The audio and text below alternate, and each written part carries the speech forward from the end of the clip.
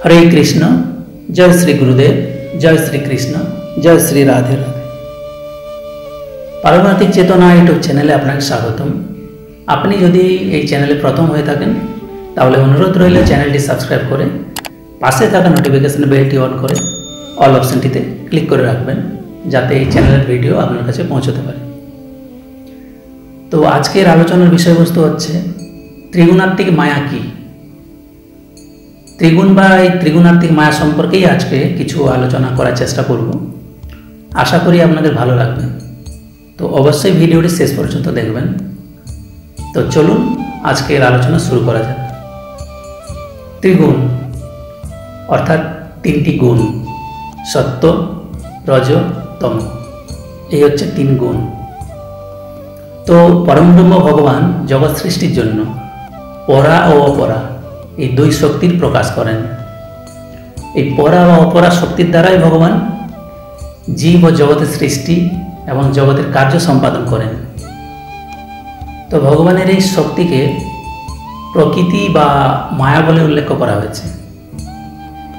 এই প্রকৃতি বা মায়ার কার্যে জীবকে মোহিত রাখার জন্য সত্য, রজ, তম এই তিনটি গুণ মিশ্রিত করেছেন। তো এই তিনটি গুণের ভিন্ন ভিন্ন ক্রিয়া দ্বারা জীবকে মোহগ্রস্ত করে তোলে। যেমন পরিষ্কার স্বচ্ছ জলে যদি লাল, হলুদ, গোলাপি রং মিশ্রিত করা হয় তখন যেমন জলের প্রকৃত রং আমরা অনুভব করতে পারি না, তদ্রূপ ত্রিগুণ মিশ্রিত মায়া দ্বারা জীব অর্থাৎ আমরা কার্য করি, কিন্তু নিজেকে আমরা কর্তা বলে মনে করি। প্রকৃত কার্যের গতি আমরা অনুভব করতে পারি না। ইহাই ত্রিগুণাত্মিক মায়া। তো বেদান্ত দর্শন এই ত্রিগুণাত্মিক মায়ার স্বরূপ সম্বন্ধে ব্যাখ্যা দিয়েছেন। ইহা সত নয়, অসত নয়, বস্তুও নয়, অবস্তুও নয়, ঈষৎ অন্ধকারের সর্পভ্রমের মতো। তো গীতায় ভগবান বলেছেন মম মায়া দূরত্বয়া, অর্থাৎ দুস্তর, অসীম ও গভীর।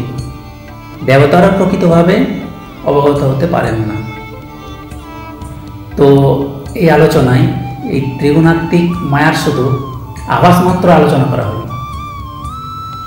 ঈশ্বরের কৃপা ভিন্ন সম্পূর্ণভাবে অবগত হওয়া যায় না। শুধু ত্রিগুণাত্মিক মায়া কেন, এই জগতে ঈশ্বরের লীলা, ঈশ্বরকে জানা কোনো কিছুটাই ঈশ্বরের কৃপা ছাড়া অবগত হওয়া অসম্ভব ব্যাপার। তাই আসুন আমরা সবাই শ্রী গুরুদেবের কৃপায় ঈশ্বরের চরণে আত্মনিবেদন করি।